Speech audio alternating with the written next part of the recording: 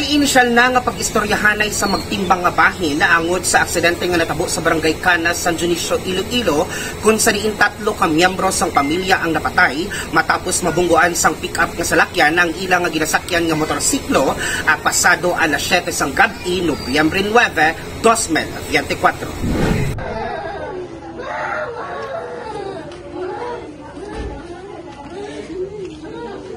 Sa interview sa K5 News FM Sara kay Police Captain Edward Villanes, Chief of Police ang San Dionisio Municipal Police Station, ginpahayag sini nga may inisyal na nga pag-istoryahanay ang pamilya sang 3 ka mga napatay kag ang driver sang pick-up.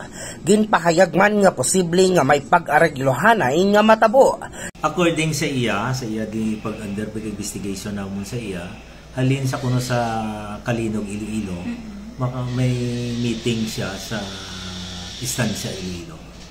Galing kay ang natabo ko nga nauna ni sa iya ang badya nga may sakay nga 3 ka tao, mag-asawa kag ang bata. Bali nag-overtake ini siya sa sa badya. Galing kay nasanggit niya kuno ang badya kag more or less mga 100 meters ang gintabog sa badya. Nahibaluan nga kaso nga reckless imprudence resulting to multiple homicide ang posible pag-atubangon sang driver nga si Tommy Clarito, 26 anyos, sang Kalinog, Iloilo, kung mapasaka sang kaso ang pamilya sang mga napatay. Madumduman nga pakadtukon tani sa namatyan sa Banwa sang Carles, Sanday Artemio Arabe, 64 anyos, Rosemary Asupra, 58 anyos, kag ang ila anak nga si alias Angeli, sang nag-overtake ang pick-up nga ginadala ni Clarito nga padulong naman sa istansya kag nalabot ang ginasakyan nga motorsiklo sang mga biktima. Balita nga gikan diri sa Banwa sang San Dionisio. Ako si K5 Region Arbat Bataanon para sa Kampiyon nga Balita, Serbisyo Publiko kag Kalingawan sa 5th Distrito. K5 News FM. This news is brought to you by...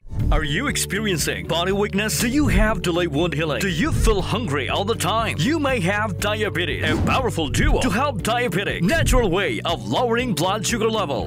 Clinica DTX 500 is a powerful duo that combines of Ampalaya extract and the sugarcane extract. Clinica DTX 500 stimulates the production of insulin, enhance conversion to energy.